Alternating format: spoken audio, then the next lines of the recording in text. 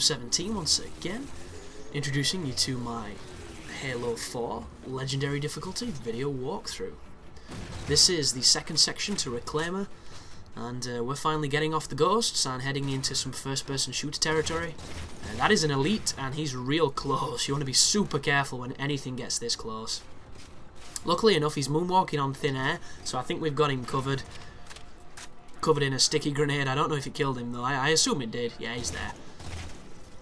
And then it's back to just battle rifle like a boss. And just be careful up here because there is another elite.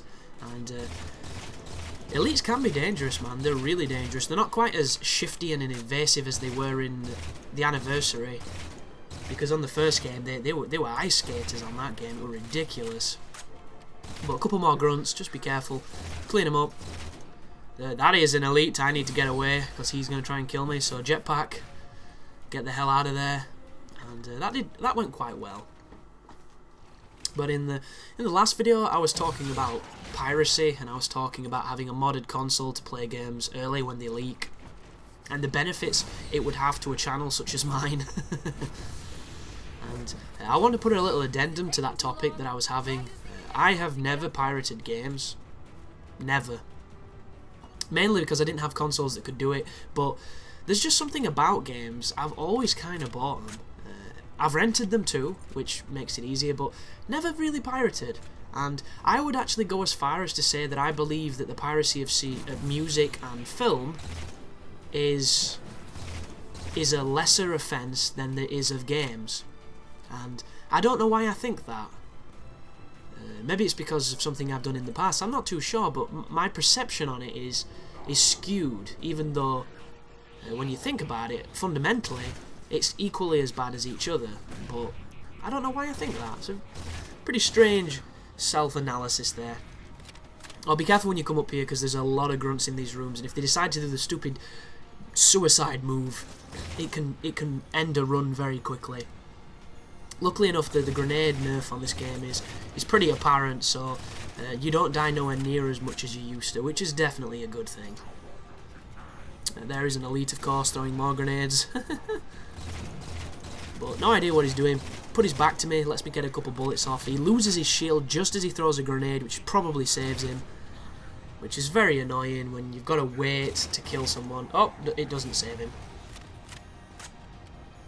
And I advise you to shoot this, because I was punching it and it just would not break. It's like, how tough is this damn thing? This is like the original Xbox. It'd survive a nuclear holocaust.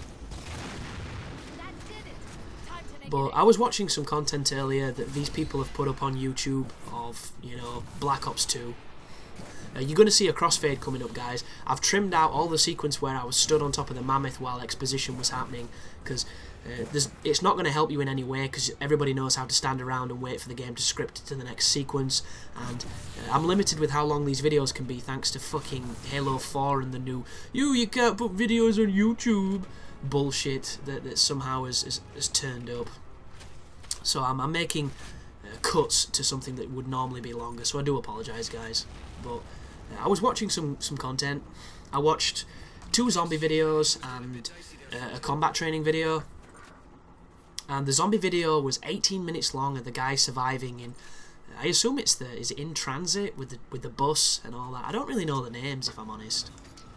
And as you can no doubt hear, my chair is singing the song of its people, which is extremely annoying. Oh, this section here as well. There is a lot of snipers coming up, so take it very slow, use cover, and counter-snipe them. The sniper rifles that they try to give you before you enter here are kind of a giveaway that you're going to be taking on enemies at a distance. I don't believe I actually use them, so you don't have to if you don't want to, but a sniper rifle is really, really good, and I would never pass one up normally. I was just enjoying my setup I had at the moment. But yeah, I watched some zombie footage. I was a little bit disappointed in the footage that the guy put up, because he's obviously played zombies before, and what he was doing was effectively what he could have done on any zombie map. And you know, when it's new footage and you're putting it up for the sake of showing people new footage, change the fucking guns, man. That's the one thing that bothers me with any of the leaked footage. Like, have you ever noticed how everybody who gets a game early, or gets a game when he shouldn't have it, always has the worst possible setup?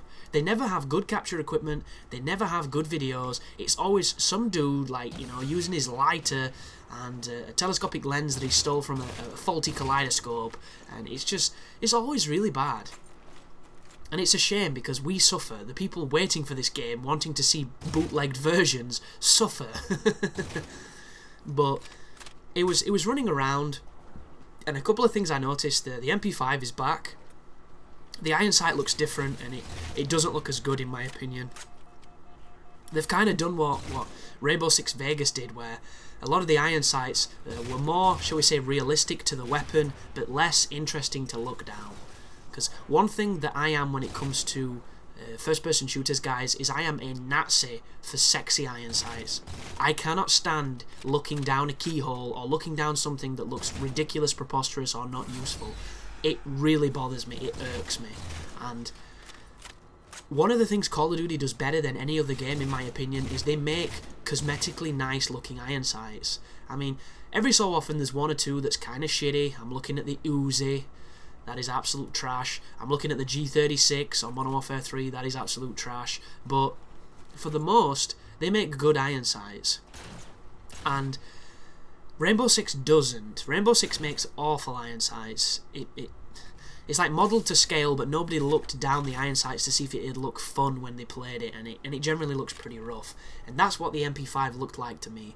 It performed the same. It sounded nice. All that good stuff. Pretty much, you know, standard. He was then using, I believe it's a shotgun. I couldn't quite tell what it was. It looked like a really, you know, super futuristic Picatinny rail shotgun that was smashing the hordes. He was kiting and all that good stuff. And he was using a contraption he made to open doors. So with the looks of it, you no longer have to pay to open doors. You only have to pay for amenities and things, which is cool. And the contraption he had was a mannequin with a fan on its head, and he put it down, and it took a couple of seconds, but it would blow the doors open, and then he could pick it up again, so it was a persistent item, which seems like a really cool idea. There was also blacksmith benches with blueprints on them, similar to something from Dead Rising 2, which looked really cool, where he'd built a car door that was used as like a battering ram against the undead, which seemed pretty cool. But he got on the bus. It showed you how it takes quite a while for the bus to set off, and the zombies were attacking the bus, so he was shooting them and all that good stuff. The driver on the bus is kind of like the Johnny Cabs from Total Recall. He turns around and stuff and talks to you, and you can beat him up and he starts complaining, which is a nice little touch. He used a couple of different weapons. I've seen the kind of the future equivalent of the M16, which looks pretty good. Quite a fan of like how that gun sounds. Not a fan of the UI just yet. It looks a little bit too much like Crysis. It even has the same fonts, but I'm sure it'll grow on me. And some of the voice acting was a little bit annoying. It sounded like a young kid was the character, and he was making a lot of pretty trashy, you know, references that I wasn't the biggest fan of. But that's just a niggle. Everybody has to, you know, when you played Zombie before, there was always one you didn't want to play as, like Takio or somebody who didn't say much. But I'm sure this will probably be the same with features like that. He showed him getting perks. I couldn't spot any new perks from what he picked up. It looked very familiar with some of it. The zombies were on fire a lot, which was interesting. It almost seemed like parts of the world had uplifted and exposed vents with lava for some reason. I'm not too sure why. There was a lot of different things that I was really confused about. Like, there's a lot of fog. I haven't seen fog in a first-person shooter since I played Turok on the N64. And the reason there was fog is because they couldn't generate the assets that far away because the draw distance wasn't good enough. The machines weren't good enough to do it. Nowadays, you don't see fog that often, and I really noticed it when I did, and everything looks really dark and really foggy, and I hope that's not every level, because I don't like fog. Fog is bad. Fog was only ever good in Silent Hill, and even then it took the piss a bit. But that kind of put me off a little. A lot of the weapons on the walls were Black Ops weapons, so I don't know if it's set in the 80s or in the future, but he did have the future guns as well, so anybody who wants to see the M16 again, I don't know why, because personally the M16 was one of the worst war weapons, but there's also the Galil. The Galil came out of the box. He had the ballistic knife, the Matryoshka dolls were back, the monkey bombs were back. Seems pretty cool.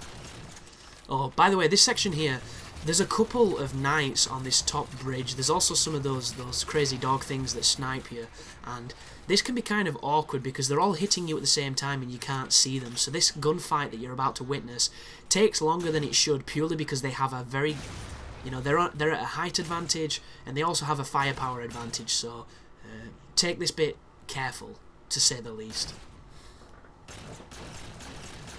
But he was opening a lot of doors. It seems very big. There seems to be quite a lot of areas. The bus takes you between locations. I don't know how many locations there'll be, but they all look pretty different, pretty interesting. One thing I did notice that I was super stoked about, because I think it's a good idea, is on the second video that this guy uploaded, he was doing local match zombies, which is solo or split screen obviously, and it enabled him to pick what wave he started at and the difficulty of the wave. So that right there is pretty big, because being able to start from any select wave is awesome. I don't know if you have to earn the waves, like you have to get at least into those numbers before you can pick them. I don't know. What I do know is the difficulty. This guy was playing on easy, which makes me wonder if there's a veteran, and if there is, the lifespan of zombies just got a lot longer. Because the only thing better than playing, you know, a persistent survival multiplayer game is playing one with additional difficulty. And I'm really stoked to put out a lot of zombie content, because it's a fun game mode, I do enjoy it, and this just seems to have elaborated on everything I've liked, which is always a good thing. The combat training video the guy put up was only 2 minutes long, and to tell the truth, the guy's reflexes were pretty piss poor when it comes to shooting people that shoot back. And these were just bots. I don't know what difficulty he had them on, but it was obvious he's better at zombies than he is at multiplayer. And he was using the MP7, which looks different to the one on Modern Warfare 3, which is a bit of a shame, because I love the way it looks on Modern Warfare 3, but it still looks like a good gun, it still looks like a fun gun. The kills are definitely 5 bullet kills. It's much longer to kill people than it was in Modern Warfare 3, which is obviously good news because it's back to the Black Ops formula. He didn't get any kill streaks because he wasn't playing very good. He was using, like I say, used the MP7. He picked up someone else's gun at one point. I saw him using an MTAR with a scope on it, one of those fancy new scopes, and the TAR looks like it kills really quick. That looks like a super powerful weapon. The SCAR didn't look too powerful at all, but he was shooting at a distance. He picked up a KSG that had really random results. At one point he shot somebody a mile away and killed them in 1 shell. Another time he fired 4 shells at point blank range and the person didn't die. Not too sure how I'd feel about that if I'm a shotgun fan, because, you know, there's nothing worse than unreliable shotguns. This game's got 2 unreliable shotguns when it comes to range, so it's always a gamble. But the video's about to cut out here, guys, because I had to trim to make it fit the length. All you're going to miss is me walking into the core, going up to a plinth and popping Cortana down. Then once that's done, you walk back down the bridge and there's a little offshoot, but you're going to see that in the next video. So thanks for watching, and you take care now.